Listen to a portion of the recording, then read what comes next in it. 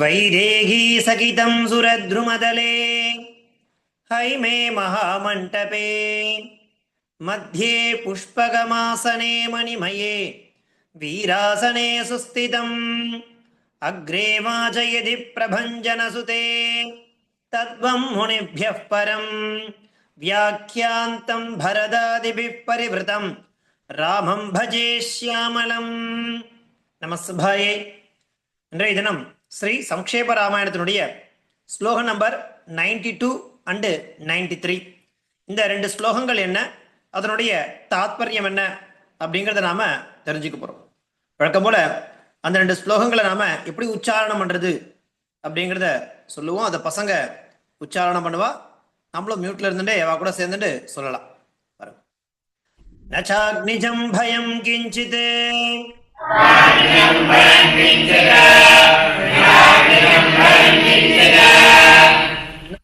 மஜ்ஜந்தி ஜந்தவஹ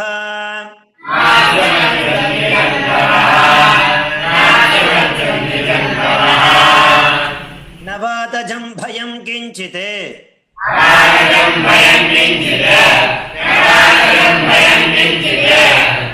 நாபி ஜ்வரகிருதம் ததா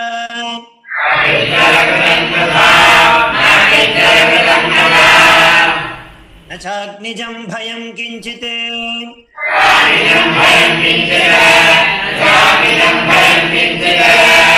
நாப்சு மஜ்ஜந்தி ஜந்தவஹ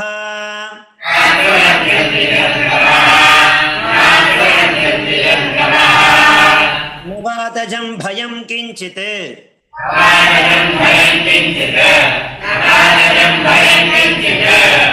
நாபி ஜ்வரகிருதம் ததா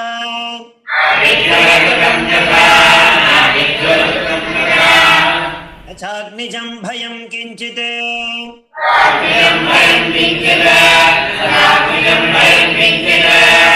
நாப்சு மஜ்ஜந்தி ஜந்தவஹ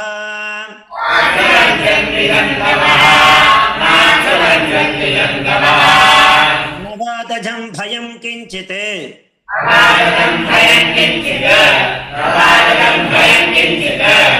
நாபி ஜ்வரகிருதம் ததா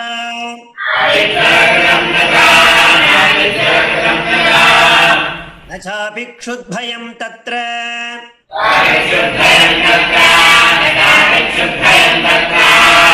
ந தஸ்கரபயம் ததா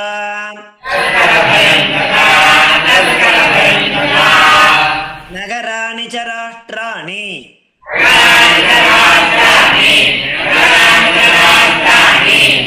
தனதான்யயுதானி ச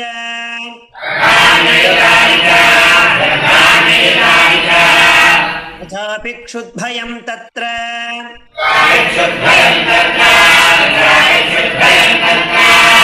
ந தஸ்கரபயம் ததா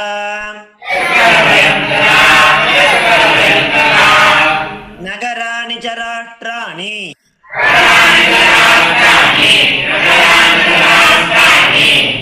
தனதான்யயுதானி ச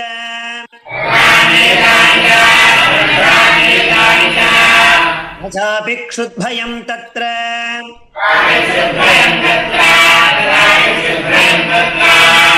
ந தஸ்கரபயம் ததா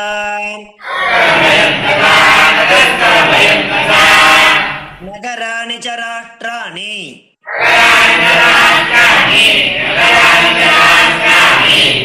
தனதான்யயுதானி ச.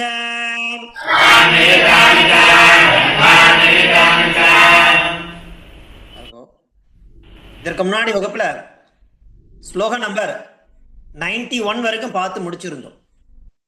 அந்த கடைசியா பார்த்த ஸ்லோகம் என்ன, நபுத்திர மரணம் கிஞ்சித் திரக்ஷந்தி புருஷாக்வசித் நாரியஸ்சா விதவா நித்யம் பவிஷ்யந்தி பதிவிரதாக அப்படிங்கிற அந்த ஸ்லோகத்தோட நம்ம கடைசியா பார்த்து முடிச்சிருந்தோம். அதனுடைய பாவார்த்தம் என்னவாக இருக்கு பாருங்கோ. அதாவது ராமராஜ்யே கஸ்யசிதபி பிதுஹு புரஸ்தாத் புத்திரஸ்ய மிருத்யுஹு ந சம்பவிஷ்யதி. ஒரு அப்பாவின் கண் முன்பாக எந்த ஒரு மகனோ இறக்கவே இல்லை. அப்படி ஒரு சம்பவத்தை எந்த தகப்பனாரும் கண்டதில்லை. நார்யா சதைவ சௌபாகியசாலின்யா பதிவிரதாக ச பவிஷ்யந்தி. அதே மாதிரி எந்த பெண்களும் தன் கணவனை இழக்கவில்லை. அதே மாதிரி பதிவிரதத்துவம்னு சொல்லக்கூடிய அந்த மகளிர் எல்லாம் அந்த மாதிரியான ஒரு உன்னதமான நிலையிலேயே இருந்துருந்தா. இப்படிப்பட்ட விஷயங்களானது அந்த ராமராஜ்யத்தில் இருந்தது. எங்கேயுமே ஒரு சில டிராபேக்ஸ் சொல்லுவோம் இல்லையா, கிஞ்சித்துன்னு சொல்றா பாருங்க, ந கிஞ்சிதபி. இனிமேல் நாம் பார்க்கக்கூடிய ஸ்லோகங்கள்லாம் அந்த கிஞ்சித்து அப்படிங்கிற பதத்தை பிரயோகம் பண்ணிட்டே போவார். என்னன்னா கொஞ்சம் கூட அர்த்தம், சிறிதளவு கூட. ஒரு விஷயத்தை நாம பெரும்பாலும் பாருங்க, நம்ம என்ன பண்ணுவோம்னாக்கா, நமக்கு 1000 நல்ல விஷயங்கள் இருந்தாலும் ஒரு சின்ன விஷயங்கள் தான் கெட்டது பெருசா தெரியும். அது அந்த 1000 நல்ல விஷயங்களை மறைச்சிடும். அந்த மாதிரி எந்த ஒரு சின்ன விஷயம் கூட இது இது வந்து சரியா இல்லை அப்படின்னு ஃபைண்ட் அவுட் பண்ணி சொல்ல முடியாத அளவுக்கு அப்பேற்பட்ட ஒரு ராஜ்யத்தை ராமபிரான் கொடுத்தார். அதனாலதான் ராமராஜ்யம்னு சொன்னான். அந்த ராமராஜ்யத்தில் கஸ்யசிதபி பிதுஹு புரஸ்தாது புத்திரஸ்ய மிருத்யுஹு ந சம்பவிஷ்யதி.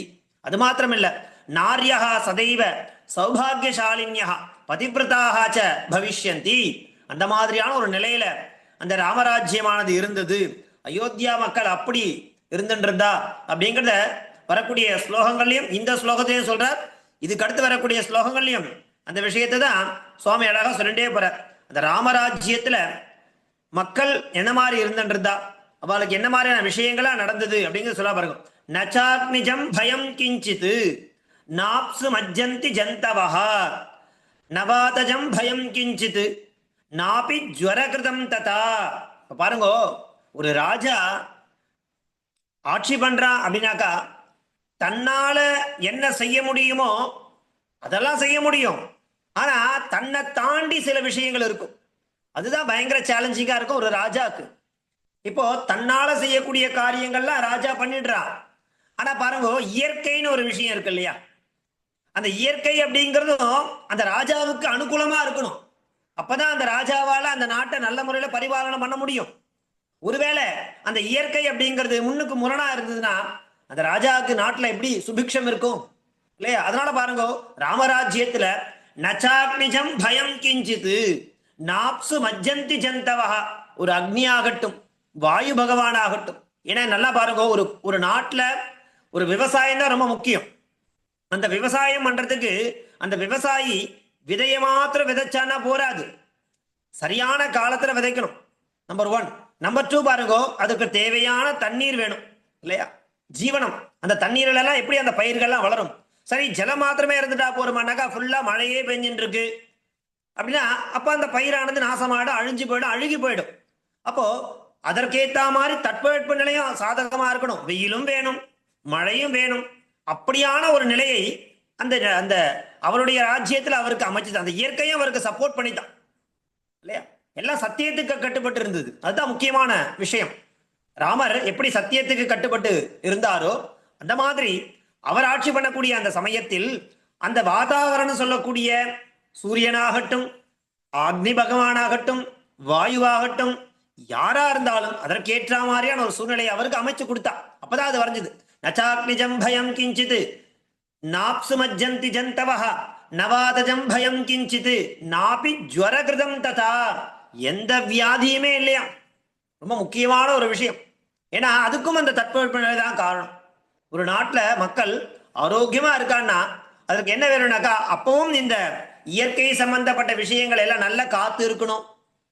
இல்லைன்னா எப்படி முடியும்? நல்ல ஜலம் இருக்கணும். இல்லைன்னா எப்படி முடியும்?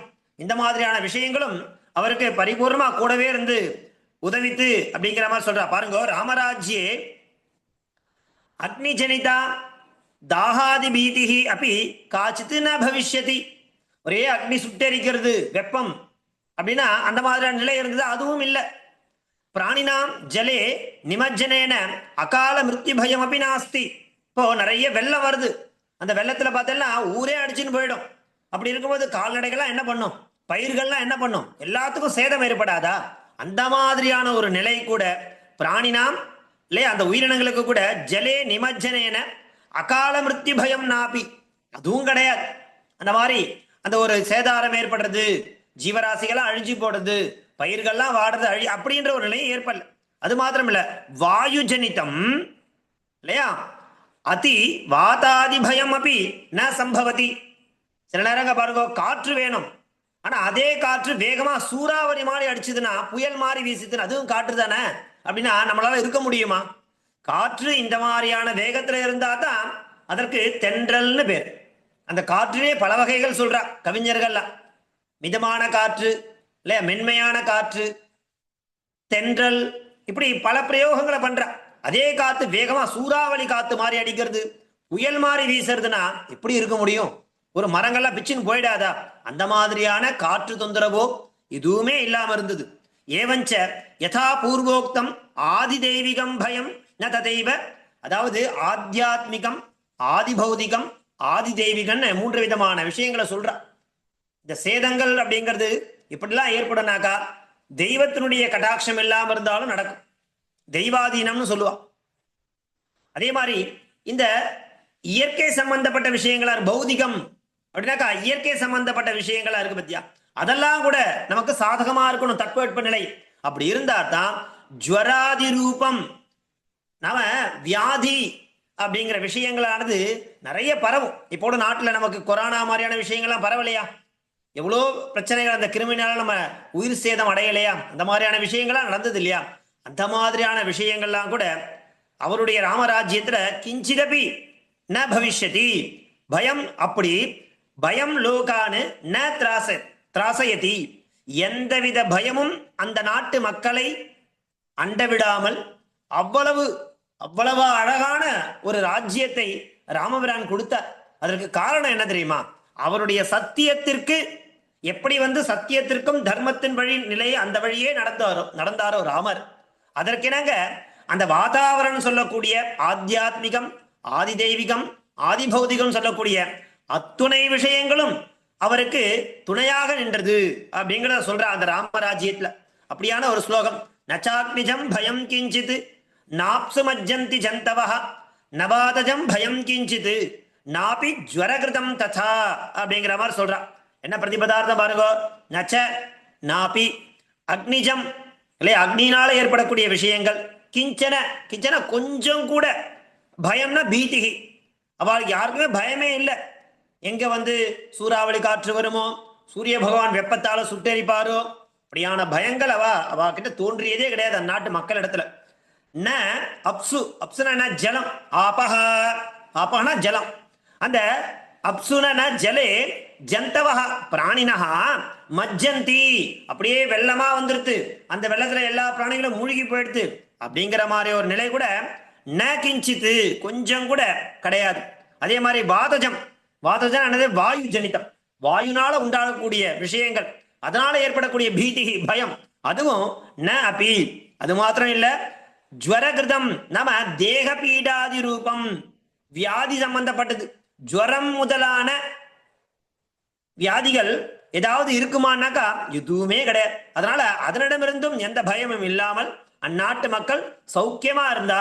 அப்பேற்பட்ட ராமராஜ்யம் நடந்திருந்தது. அது யார் கொடுத்தா? சாட்சாத் ராமபிரானே கொடுத்துருந்தா. நச்சாக்னிஜம் பயம் கிஞ்சித் நாப்சு மஜ்ஜந்தி ஜந்தவஹ நவாதஜம் பயம் கிஞ்சித் நாபி ஜ்வரகிருதம் ததா அப்படிங்கிறது ஸ்லோகம் நம்பர் 92. அடுத்து நாம பார்க்க போறது 93. அந்த 93வது ஸ்லோகம் என்ன, அதனுடைய தாத்பரியம் என்னன்றதை பார்க்கலாம். பாருங்க.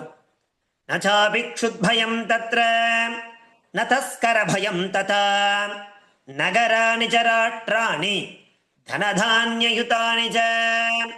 இப்போ ஒன்னொன்னா சொல்லிட்டே வரார்.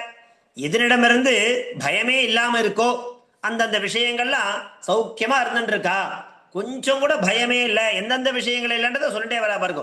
நச்சாபி க்ஷுத்பயம் தத்ர. ஓ பஞ்சம் பட்டினின்னு சொல்லுவா பாருங்க, அது இருக்கு நாட்டுல, இல்லாம இருக்கா? இப்போ இருந்துட்டு இருக்கு.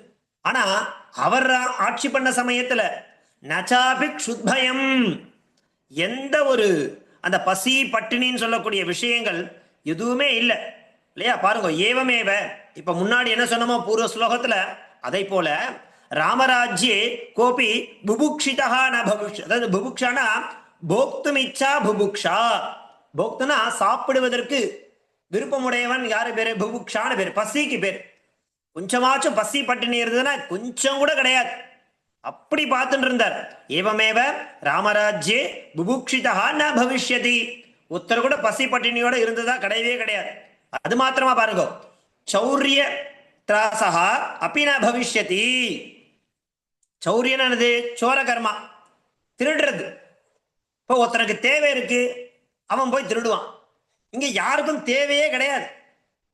பசி பட்டினி அப்படிங்கிறது இருந்தா தானே அவன் என்ன பண்ணுவான், தன் வயிற்று பிழப்புக்காக எதையாவது போய் திருடுவான். கெட்டவனா இருந்தா கூட அவன் அந்த சோர காரியத்தை ஏன் ஈடுபடுறானாக்கா பசி. அதனால என்ன பண்றான், எப்படியாச்சும் நம்ம அந்த உணவுக்கு ஏதாவது பண்ணணுமே அப்படிங்கிறதுக்காக திருடுறான். ஆனா இங்க பாருங்க, அந்த மாதிரியான பயம் சௌரியத்ராசகாபி ந பவிஷ்யதி. அந்த திருடனால ஏற்படக்கூடிய திருட்டு பயம் அப்படிங்கிறது அந்நாட்டு மக்களுக்கு கிடையாது. அது மாத்திரமா, நகராணி கிராமாக பிரதேசாச சமிருத்தாக பவிஷ்யந்தி. அதாவது வர்த்ததாம் அப்படின்னா என்னது, வளரக்கூடியதுன்னு அர்த்தம். பெரியவாள் நம்மளை வாழ்த்துவா. எப்படி வாழ்த்துவா, வர்த்ததாம் அபிவர்த்ததாம் சம்வர்த்ததாம்னு சொல்லுவா. இப்படி வளர்ந்துட்டே இருக்கணும். அந்த மாதிரி நகராணி, அங்க இப்ப பொதுவா ஒரு ஒரு ஒரு ஒரு அயோத்தியா அப்படின்னு எடுத்தோம்னாக்கா அங்க நகரங்களும் இருக்கும் கிராமங்களும் இருக்கும். அப்படி அந்த நகரங்களும் கிராமங்களும் எல்லாமே சமிருத்தாக பவிஷ்யந்தி, மென்மேலும் வளர்ச்சி அப்படிங்கிற விஷயத்துல உயர்ந்துட்டே போச்சு. சர்வலோகா சத்தியயுகே இவ ராமராஜ்யே ஆனந்திதா பவிஷ்யதி. பாருங்கோ, சத்தியயுகம் இப்படி சத்தியலோகத்துல மக்கள்லாம் எப்படி ஆனந்தமா நித்தியானந்தம்னு சொல்லுவா இல்லையா, சதா எப்பவுமே ஆனந்தமாவே இருக்கிறது. அப்படி எப்பவுமே அந்நாட்டு மக்கள் ஒரு ஆனந்தம் அப்படிங்கிற அந்த எல்லையினுடைய உச்சியிலே இருந்துட்டு இருந்தா. அப்படி ஒரு நிலையை இந்த ராமபிரானுடைய ஆட்சியானது அமைச்சு கொடுத்தது இல்லையா. அப்படி என்ன காரணம், தனதானிய யுதானிச்ச. அப்படி நகரங்களாகட்டும் கிராமங்களாகட்டும் மென்மேலும் அந்த வளர்ச்சி அப்படிங்கிற பாதையில போயிட்டே இருந்ததுனால அந்நாட்டு மக்கள் சௌக்கியமா க்ஷேமமா எந்த துக்கமும் இல்லாம கஷ்டமும் இல்லாம அப்படி ஒரு நிலையில மகிழ்ச்சியான ஒரு நிலையில அவெல்லாம் இருந்துட்டு இருந்தா அப்படிங்கிறதாக இங்க குறிப்பிட்டு வந்துட்டே இருக்கார் இந்த ரெண்டு ஸ்லோகங்கள்ல. நச்சாபி க்ஷுத்பயம் தத்ர நதஸ்கர பயம் ததா நகராணிச்ச ராஷ்டிராணி தனதானிய யுதானிச்ச அப்படிங்கிறது ஸ்லோகம் நம்பர் 93. இப்படியாக இன்றைய தினம் நாம ரெண்டு ஸ்லோகங்களை பார்த்து தெரிஞ்சுட்டோம். அந்த ரெண்டு ஸ்லோகங்கள் என்ன, நச்சாக்னிஜம் பயம் கிஞ்சித் நாப்சு மஜ்ஜந்தி ஜந்தவஹ நவாதஜம் பயம் கிஞ்சித் நாபி ஜ்வரகிருதம் ததா நச்சாபி க்ஷுத்பயம் தத்ர நதஸ்கர பயம் ததா நகராணி ச ராஷ்டிராணி தனதானிய யுதானி ச அப்படிங்கிறது இந்த ரெண்டு ஸ்லோகங்கள். இதை தொடர்ந்து நாம பிரதி வகுப்புல ஒரு ஒரு சுபாஷிதத்தை பார்த்துட்டு வரோம். அந்த ரீதியில இன்றைய தினத்திற்கான சுபாஷிதம் பாருங்க. கீதாவாத்யோ ததா நிருத்தே சங்கிராமே ரிபு சங்கடே ஆஹாரே விவஹாரே ச त्यक्तलज्जः सुखी भवेत्. गीतावाद्यो तथा नृत्ये संग्रामे रिपुसंकटे आहारे व्यवहारे च त्यक्तलज्जः सुखी भवेत्. இப்போ மேற்கூறிய இந்த விஷயங்களை நாம பண்ணும் பொழுது வெட்கப்படக்கூடாதுங்கிற, எந்தெந்த விஷயங்களை நாம வெட்கப்படாம இருந்தா சுகமாக இருக்கலாம் அப்படிங்கிறதுக்கு சில விஷயங்களை நமக்கு இந்த ஸ்லோகம் மூலமா காண்பிச்சு கொடுக்குறா. வெட்கம்னா என்ன, லஜ்ஜா ஷைன்னு சொல்லுவா இல்லையா, இந்தந்த விஷயத்துல வெட்கம் கூடாது, ஷை கூடாது. அது என்னென்ன விஷயம் பாருங்க. கீதா வாத்தியோ ததா நிருத்தே. கீதானா சங்கீதம், பாடும் பொழுது ஒருத்த நல்ல பெரிய மியூசிக்ல பெரிய ஆளா வரணும்னு நினைக்கிறான், சங்கீதத்துல பெரிய வித்வானா வரணும்னு நினைக்கிறான்னு வச்சுங்களேன். அவன் என்ன பண்ணணும் தெரியுமா, பாடும் பொழுது வெட்கப்படவே கூடாது. நம்ம எப்படி பாடினாலும் சரி, பாடும் பொழுது வெட்கப்படாம யார் ஒருத்தன் வாயை திறந்து நன்னா பாடுறானோ அவன் பெரிய வித்வானா வருவான் சங்கீதத்தில். ஸோ கீதானா பாடும் பொழுது. வாத்தியோ, வாத்தியானா இப்போ நம்ம சங்கீதத்தில் நிறைய இன்ஸ்ட்ருமெண்ட் வாசிக்கிறா, புல்லாங்குழல் வாசிக்கிறா இல்லையா, மிருதங்கம் வாசிக்கிறா, தபேலா வாசிக்கிறா, நிறைய இந்த மாதிரியான வயலின் வாசிக்கிறா, வீணை வாசிக்கிறா, இப்படி நிறைய வாத்தியங்கள் இருக்கு. அந்த வாத்தியங்கள்லாம் வாசிக்கும் பொழுது வெட்கப்படக்கூடாது. ததா நிறுத்தே, அதே போல நடனம், பரதநாட்டியம் ஆடுவா இல்லையா, அந்த மாதிரி பரதநாட்டியம் ஆடும் பொழுதும் சரி. சங்கிராமே ரிபு சங்கடே, இப்போ ஒருத்தன் யுத்தத்துக்கு போறான், சண்டைக்காக போறான் யுத்தத்துக்கு. யுத்தத்துக்கு போயிட்டு எதிரி முன்னாடி போய் வெக்கப்பட்டு வெக்கப்பட்டு நின்றா என்ன ஆகும்? அங்கேயும் வெட்கப்படவே கூடாது, தைரியமா சண்டை போடணும். தனக்கு இருக்கக்கூடிய வீரத்தை வெளிப்படுத்தணுமே தவிர அங்கேயும் போய் வெட்கப்பட்டு இருக்க கூடாது. அதே மாதிரி ஆகாரே, முக்கியமா பாருங்க, போஜன சமயத்துல நம்ம சாப்பிடும் பொழுது ஷை அப்படிங்கிறது கூடவே கூடாது. வெட்கப்பட்டா நம்முடைய ஆரோக்கியம் நன்னா இருக்காது. அடுத்தவா என்ன நினைப்பா, நம்ம இதை சாப்பிடலாமா சாப்பிடக்கூடாதா, நம்ம கொஞ்சமா சாப்பிடலாமா நிறைய சாப்பிடக்கூடாதா, அந்த மாதிரியான ஒரு லஜ்ஜை கூடவே கூடாது. ஆகாரே, சாப்பிட போஜன சமயத்துல வெட்கப்படவே கூடாது, நன்னா சாப்பிடணும். விவகாரேச்ச, விவகாரம்னா கான்வர்சேஷன், உரையாடல், மற்றவாளோட பேசும் பொழுது நன்னா பேசணும், போல்டா பேசணும். அங்க போயிட்டு வெக்கப்பட்டு நம்ம என்ன சொல்றோமோ அந்த விஷயத்தை அவளுக்கு கன்வே பண்ண முடியாத மாதிரி நமக்கு வெக்கம் வந்து தடுத்துரும். அப்ப என்ன ஆயிடும், நம்ம என்ன சொல்ல வரமோ அது அவளுக்கு ரீச் ஆகாது. ஸோ கான்வர்சேஷன், விவகாரம், பேசணும், நல்லா தைரியமா பேசணும். பேச பேசத்தான் எதுவாக இருந்தாலும் நல்லா டெவலப் பண்ண முடியும். நம்ம ஐயோ நம்ம தப்பு பண்ணிடுவோமா, நம்ம கிராமட்டிக்கல் எரர் வந்துருமா, இப்படிலாம் நினைச்சுட்டு நம்ம பேசாமே இருந்தோம்னா நமக்கு அந்த கான்வர்சேஷன், அந்த விவகாரம் அப்படிங்கிறது டெவலப் ஆகாமே போயிடும். இந்த மாதிரி விஷயங்கள்ல எவனொருவன் வெட்கத்தை விடுகிறானோ சஹா சுகி பவேத், சுகமா இருப்பான் வாழ்க்கையில. என்னென்ன விஷயங்கள்? கீதாவாத்யோ ததா நிருத்தே, சங்கிராமே ரிபு சங்கடே, ஆஹாரே விவகாரே ச त्यक्तलज्जः सुखी भवेत्, गीतावाद्यो तथा नृत्ये, संग्रामे रिपु संकटे, ஆஹாரே விவகாரே ச त्यक्तलज्जः सुखी भवेत् அப்படிங்கிறது இன்றைய தினத்திற்கான சுபாஷிதம். நாளைய தினம் இதே மாதிரி குழந்தைகள் வந்து இன்றைய தினம் 1லேருந்து 50 ஸ்லோகங்களை ப்ராக்டிஸ் பண்ணா, அதே மாதிரி பிரதி வகுப்புல 50 ஸ்லோகங்கள் அபியாசம் பண்றதா உத்தேசம் பண்ணி மாமா வந்து மெசேஜ் போட்டிருக்கார். அது பிரகாரம் இருக்கும். நாளைய தினமும் இதே மாதிரி குழந்தைகள் 50 ஸ்லோகம் சொல்லுவா. இது எல்லாம் உங்களுடைய அபியாசத்துக்காக தான் இந்த பயிற்சியானது பண்ணப்படுறது. நாளைக்கும் இதே மாதிரி 2 ஸ்லோகம் ஒரு சுபாஷிதம் அந்த மாதிரி இருக்கும். ஸோ சமயத்துக்கு வகுப்பை அன்வைக்கணும் அப்படிங்கிற மாதிரி பிரார்த்திச்சுட்டு அடியேன் இதுல இருந்து விளைவிக்கிறேன். மங்களம் கோசலேந்திராய மகனீய குணாப்தயே சக்கரவர்த்தி தனூஜாய சார்வபௌமாய மங்களம். தாசன். தன்யவாதः.